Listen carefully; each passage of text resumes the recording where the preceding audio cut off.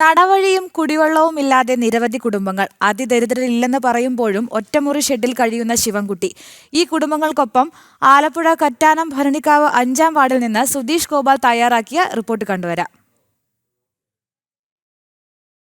ഞാനിപ്പോൾ നിൽക്കുന്നത് ആലപ്പുഴ ജില്ലയിലെ ഭരണിക്കാവ് പഞ്ചായത്ത് 5-ാം വാർഡിലെ പള്ളിക്കൽ തോടിൻ്റെ കനാലിനോട് ചേർന്ന് താമസിക്കുന്ന 15-ലധികം കുടുംബങ്ങളുടെ അരികിലാണ്. ഇവർക്ക് ഇവിടേക്ക് വരാൻ കൃത്യമായ ഒരു വഴിയില്ല.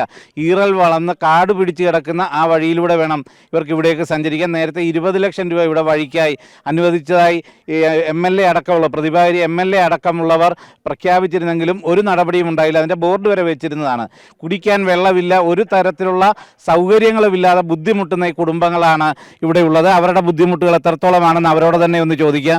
ചേച്ചി, ഇപ്പം എത്ര നാളായിട്ട് ഈ അവസ്ഥയാണ്? നിങ്ങൾക്ക് കുടിവെള്ളമുണ്ടോ, വഴിയുണ്ടോ, എന്താ അവസ്ഥ? ഞങ്ങൾക്ക് വന്ന് താമസമായപ്പോൾ തൊട്ട് ഞങ്ങൾക്ക് ബുദ്ധിമുട്ടാണ്.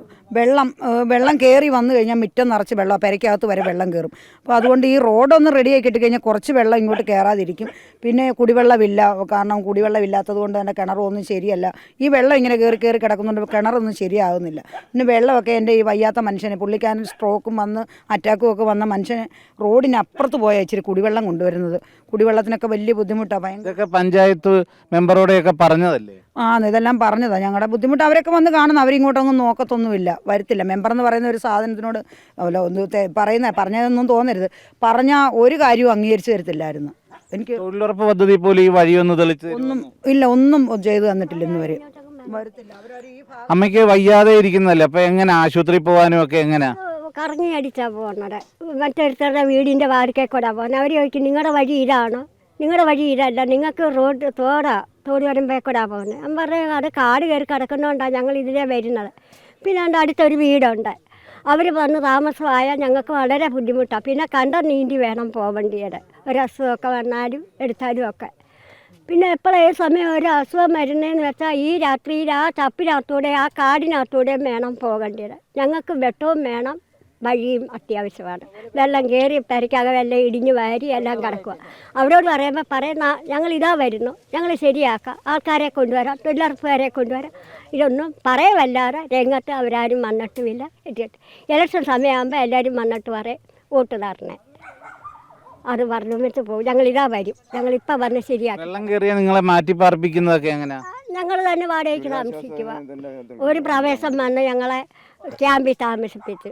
അല്ലാതെ വെള്ളം കയറി അവർ ഇങ്ങോട്ട് തിരിഞ്ഞ് നോക്കുകയോ വരുവോ ചെയ്യത്തില്ല. പിന്നെ ഞങ്ങൾ വാടകയ്ക്ക്, അല്ലെങ്കിൽ ഈ വെള്ളക്കുഴിയിൽ തന്നെ കിടക്കുക, അത്രയേ ഉള്ളൂ. ചേട്ടൻ ഈ ഷെഡിലാണോ താമസം? വീടിന് അപേക്ഷ കൊടുത്തിട്ടൊക്കെ എന്താ പറഞ്ഞത്? വീടിന് അപേക്ഷ കൊടുക്കുമ്പോൾ അവർ ഇതിനൊന്നും പറഞ്ഞിട്ടുമില്ല, എടുത്തിട്ടുമില്ല.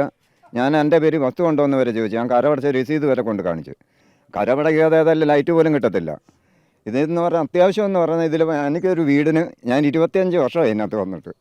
ഇത് ഇന്നേ വരെ ഇവിടെ ഈ വഴിയാട്ട് അതുപോലെ തന്നെ കിടക്കുക. ഒരു സഹായം സത്യം പറഞ്ഞാൽ ഇല്ല ഞങ്ങൾക്ക്. മറ്റേ ജന്തുക്കളുടെ ശല്യം, കാട്ടുപന്നിയുടെ ശല്യം എല്ലാം ഉണ്ട്. എന്നാൽ ജോലിയും കഴിഞ്ഞ് ചിലപ്പോൾ പാതിരാത്രിക്ക് കയറി വരുന്നത്, എന്നാൽ തിരിഞ്ഞ് ഓടുക ഞങ്ങൾ. ഈ വരുന്ന ജോലിയും കഴിഞ്ഞ് വരുമ്പം ഇതിനെ കണ്ടിട്ട് തിരിഞ്ഞോടിപ്പോകും ഞങ്ങൾ. ഈ കനാലിൻ്റെ ഇതിന് സൈഡ് കെട്ടാനേ അവർ ബോർഡ് ഇത് വെച്ചതാണ്. ബോർഡ് വെച്ചിട്ട് ഇന്നവരെ അത് സാധിച്ചിട്ടില്ല. വെള്ളം കയറുന്നതെന്ന് പറഞ്ഞാൽ ഞങ്ങളെയൊക്കെ ഇത്രയും വെള്ളം കയറും ഇവിടെ. ഇത് കനാൽ പിച്ചിങ് ഒക്കെ ഒന്ന് കെട്ടാമെന്നുണ്ടെങ്കിൽ അത്രയും വെള്ളശല്യം വരത്തില്ല. അത് ദരിദ്രരാരും ഇല്ലെന്നാ സർക്കാർ പറയുന്നത്. ഈ അവസ്ഥ കണ്ടില്ലേ? ദരിദ്രം ഇല്ലാത്തതുകൊണ്ടാണ് ഈ വീട്. സ്വന്തം പേര് വസ്തുവുള്ളതാണ് ഈ വീട്. എന്താ ചേട്ടന് ജോലി? കൂലിപ്പണിയാണ്. ഇതാണ് ഈ പഞ്ചായത്തിലെ ഭരണിക്കാവ് പഞ്ചായത്തിലെ 5-ാം വാർഡിലെ ആൾക്കാരുടെ യഥാർത്ഥ അവസ്ഥയാണ് ഈ കാണുന്നത്.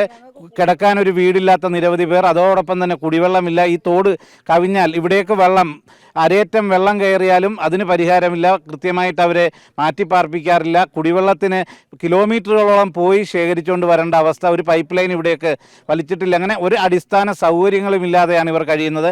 ഏറ്റവും ദുരിതം ഇവരുടെ വഴിയുടെ പ്രശ്നമാണ്. വഴിയില്ലാത്തത് കൊണ്ട് തന്നെ ആൾക്കാർക്ക് ഒരു അസുഖം വന്നാൽ അവരെ പൊക്കിയെടുത്ത് റോഡിൽ എത്തിച്ചിട്ട് വേണം ഒരു വാഹനത്തിൽ കയറ്റി കൊണ്ടുപോകാൻ. ഇതിനെല്ലാമുള്ള ഒരു ശാശ്വത പരിഹാരമാണ് ഇവർ ആവശ്യപ്പെടുന്നത്. എന്നാൽ പഞ്ചായത്ത് അധികൃതരോ ആരും തന്നെ തിരിഞ്ഞു നോക്കുന്നില്ല. MLA ആയാലും 20 ലക്ഷം രൂപയുടെ റോഡ് അനുവദിച്ചു എന്ന് പ്രഖ്യാപിച്ച് ആൾക്കാരെ പറ്റിച്ചതല്ലാതെ ഒരു തുടർ നടപടിയും ഉണ്ടായിട്ടില്ല എന്നത് തന്നെയാണ് ഇവർ ബോധ്യപ്പെടുത്തുന്നത്.